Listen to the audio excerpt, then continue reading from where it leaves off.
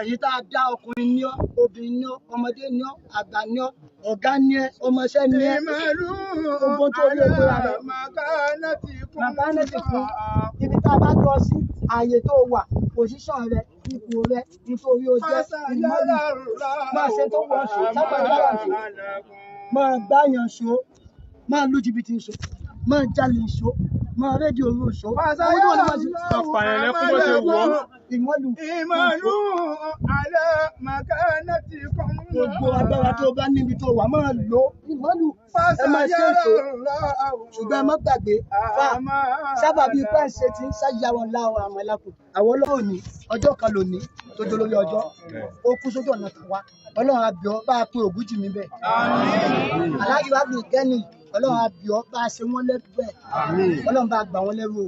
Ọlọ́run bá gbà bọ́ wọn. Ọlọ́run bá gbà bọ́ wọn. Bí gbogbo wa ṣe pọ̀ tó yìí yán èyí tẹ́ ẹ wá fẹ́ gbọ́ rèé o. Lára tó sì wúlò fún Ògúnjì mi ni ẹni tán bá jẹ ní nǹkan tó bá yẹ kó Ògúnjì mi jọ ní nǹkan lọ bá wọn ọmọ àwọn ẹbí ló gbà á tó bá wọn kó yọ̀ǹda tinútinú kó kú Ògúnjì mi kó lè tó ráyè sí mi lọ gbà dákun torí Ọlọ́run nafsul mu'min ẹ̀mí mu'min. Oyèyẹmí Wálé ọmọ Ògúnjì mi bẹ́ẹ̀. Bàbá ṣe àìsàn láìsàn ráńpẹ́ tó jẹ́ kì í ṣàìsàn ráńpẹ́ náà àìsàn bóyá bí oṣù kan àbọ̀ náà ti wà nílé ààrẹ ṣùgbọ́n àṣà ọgbà apá àti iye wa ṣùgbọ́n Ọlọ́run náà ti kọ pé ìgbà tí ó ṣẹlẹ̀ náà ni ó sì padà ṣẹlẹ̀ torí hospital tán ti wà ń bẹ̀ gan yóò ti wọ bí oṣù kan bá sì ti ná ọ̀pọ̀lọpọ̀ owó ṣùgbọ́n gbowó wa náà ìgbà tó wo Elédùmarè ló ṣe nǹkan rẹ̀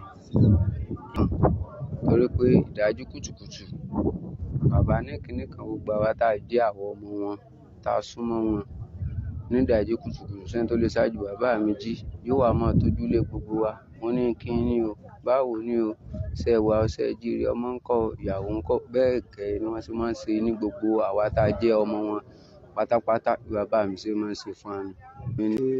Ismaila Ògúnjìmí tí mo jẹ́ àkọ́bí Ògúnjìmí. Sẹ́rí gbogbo bí ayé dájú mi rà ó rọrùn torí kí n sí nǹkan tí wọ́n bí wọn nínú. Kò sí wọ́n jẹ́ nìkan tó wà jovial gan-an ní pé kò dẹ̀ sí nǹkan tí dájú mi lè fi tọrọ. Kò sí kódà fúnra tán bá dáná tán báyìí pé ókè o bóyá mo fẹ́ wá jẹun wọ́n lè gbé oúnjẹ bò yàn pé ókè káwọn ṣẹ̀ṣẹ̀ wá mọ wá nǹkan mi tí wọ́n ṣe. So ìgbésí ayé wọn ó sì ṣùgbọ́n ó ṣe kàyéfì pé kì í ṣe irú àsìkò báyìí ló yẹ kí wọ́n lọ kó sí ní ta fẹ́ ṣe fún wọ́n bí wọn ní 1956 so that means pé wọ́n máa tó bóyá bí 68 bá 60 ṣe ilé a máa ṣe àwọn ètò kọ̀ọ̀kan fún wọn àdẹ́sí pẹ̀lú tó bá lè di yọ kẹjọ a máa ṣe fìdáù artist day a máa ṣe fún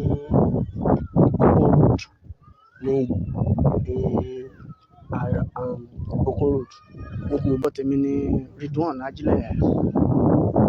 Bàbá mi ni wọ́n dẹ̀ tó jẹ́ ọmọọṣẹ́ bàbá mi tó jẹ́ Aláàjì Akin Ajílẹ̀.